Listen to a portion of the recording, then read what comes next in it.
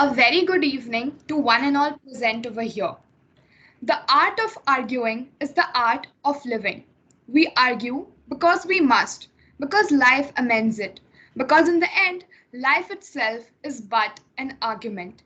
And we, as our lawyers and as the future budding lawyers, have argument as one of the indispensable part of our lives.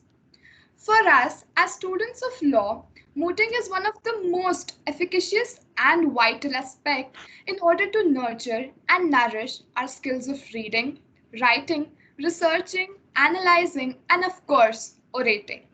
Hence, it is an integral part of our education because it not only paves the path for our multidimensional development but also gives us a feel of what happens in the real courtroom. Mooting is an exercise which helps a law student inculcate all the habits and understand all the policies, procedures that are followed in a court and so as to prepare him for the future. The system of mooting also allows the judge to question students on facts or question them on any legal concepts while presenting their arguments to check the aptitude and in prompt adaptability to the situation of the student. Practical and theoretical knowledge are like two different sides of the same coin. And to pass the hurdle, you need to study both of them, although both of them look the same but are totally opposite in reality. Mooting here acts like the most assiduous tool to overcome this hurdle. Building up and boosting of confidence, along with honing the skills of rhetoric, is something that goes hand in hand with mooting.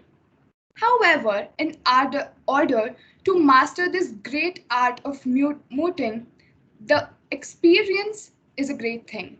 But along with that, we need a proper guidance. And for this, we have Shreyas Lele sir who will be guiding us for the same.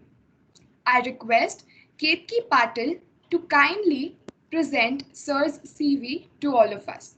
Over to you, Ketki. Thank you, Urja. Warm greetings to everyone present here. I, Ketki Patil, feel much privileged to introduce the guest speaker for today's evening, Mr. Shreyas Lele. Mr. Shreyash is a meritorious student graduated from University of Pune, standing first in his batch in the final year.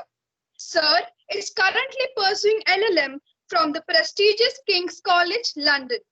He is leading expert in the commercial law, including contracts, arbitration, and intellectual property laws.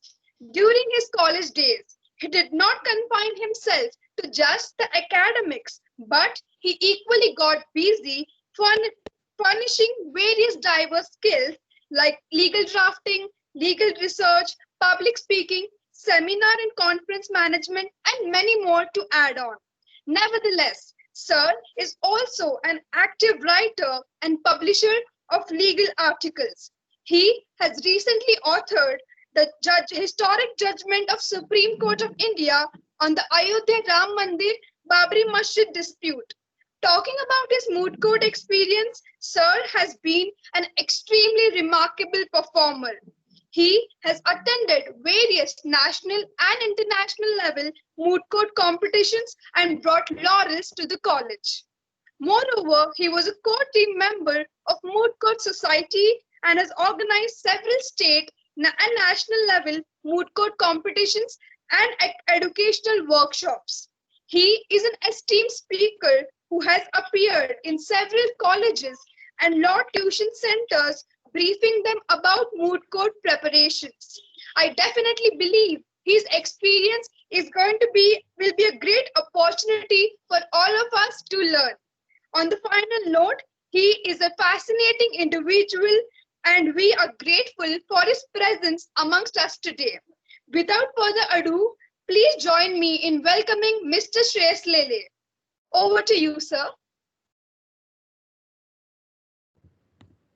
uh, can everybody hear me? Yes, sir, you're perfectly audible. Okay, great. So I must say I am overwhelmed by the sweet introduction of me that was given just a few moments ago. Not sure if I am worthy of such an introduction, but I'll accept it with open arms. Anyway, so as it was stated in the introduction, I am very passionate about moot courts, and I have been so right since the first year of my college back in 2014. And over the years, I have taken part in many moot court competitions, organized quite a few, and assisted in the organization of yet another set of them. And whatever I have learned over the years is what I'm here to share with all of you. So, for everybody's convenience, I have made a PowerPoint presentation which I will be sharing in the due course of time with all of you. But before that, I must convey my thanks to Anagha Baldota ma'am for inviting me here. It's the first time I have been invited as a guest speaker in my alma mater, so that it's a matter of pride for me. Of course, coming to the college and speaking live in front of you would have been far more engaging, but we all have to make adjustments in the current situation. So let's hope that we can reap the best possible results from this online webinar that we have. And with ma'am's permission, I will begin. I will share the PowerPoint. All right. Definitely, Shreyas. We can Okay. proceed. All right. Just bear with me one moment. I will open the presentation. Okay, here we go. Can everybody see what's being shared? Yes, sir. Yes. All right. Okay. So today's lecture is on moot court, but of course that is no news to anybody.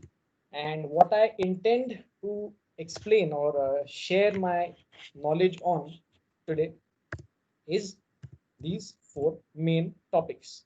These four topics form the skeleton of what we are going to be discussing today. Of course, all the participants are welcome to interject whenever they feel like.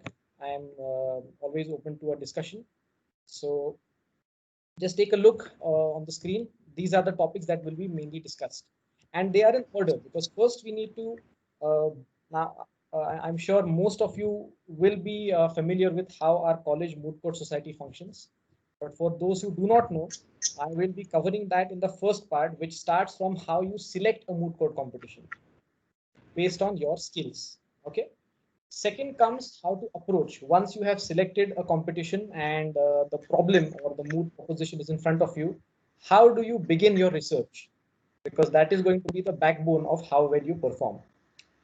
Then comes drafting your arguments. And finally, the judgment day, when it's showtime, when you finally have to go there and argue for your college. The responsibility of doing something for your college is on your shoulders. And that's the time when you get to really prove yourself. So let us now move on to the first part. So the competition structures. Now, in the world of mooting generally, there are many types of events. There is moot court, obviously. There is client counseling. There is judgment writing and all sorts of things. But we are not concerned with those activities for the present purposes. In this presentation, I am going to focus solely on moot courts and the different types of moot courts that there are. So the first and the most common type of moot court, which you will find in more than 90% of competitions globally, not just in India. So it's the standard 3 versus 3 competitions where each side has 2 or 3 members who work as a team and who compete against other 2 or 3 member teams from other colleges. Okay, so the whole team belonging to one college, of course, acts together and not against each other. So there are 2 speakers and 1 researcher, often optional. So some university, or sorry, some competitions sometimes even dispense with the requirement of a researcher, and they say that as long as we have 2 speakers, we are good to go. And there are some competitions that go the other way and they require 4 participants per team, out of which 2 are speakers and 2 are researchers. Now, these competitions are usually very high grade that require a lot of preparation, and they think that 2 or 3 people will not be able to handle that kind of workload, which is why they mandate that 4 people participate per team. But most of the competitions that you will be going to now, I do not know which batch I am talking to exactly, but I will assume that I'm talking to assorted people. So whatever years you have left in your law school career or your mooting career, most of the competitions that you will go to will be the first type of competitions, which feature 2 or 3 members. And if you're a junior, you will more likely be asked to play the role of a researcher. And if you're a senior, say third year BALLB onwards, you're more likely to be a speaker. At least that was the case when I was in college, and I have done both roles. So I'm speaking from first-hand experience. So this is the first structure of competition that you will find. Next is the structure where members of one team, they argue inter se against each other. So there are 2 members and there are 2 sides to every moot court problem. So one participant from the team takes the role of the appellant, and the other participant is the respondent. And the same team, same college, the two students, the 2 representatives argue against each other. And naturally, in such competitions, a researcher plays little or no role, because you do not have to compete against a third unknown entity about whom you know practically nothing except what they have on their memorial, which you receive a day before you face off against them in the oral rounds. So in such cases, because it is the team which is arguing against each other, what will a researcher do? These competitions do have researcher positions in them, but if you are interested in going for a competition as a researcher more than a speaker, then it makes more sense to go for the first type of structure, but and not this, because you will not have much to do, frankly.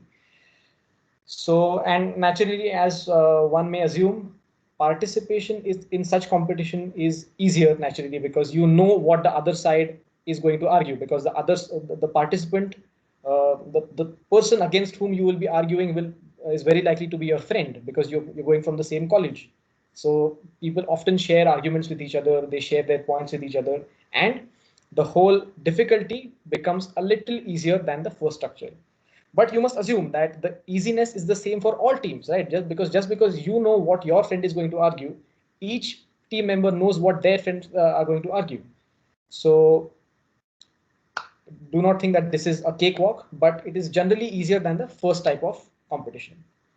So and of course, I must not forget that now this is division of competition structure based on how teams argue and against whom. Based on the type of content that there is to argue, there are mainly 2 types. One is standard mooting, where you generally argue based on facts. The facts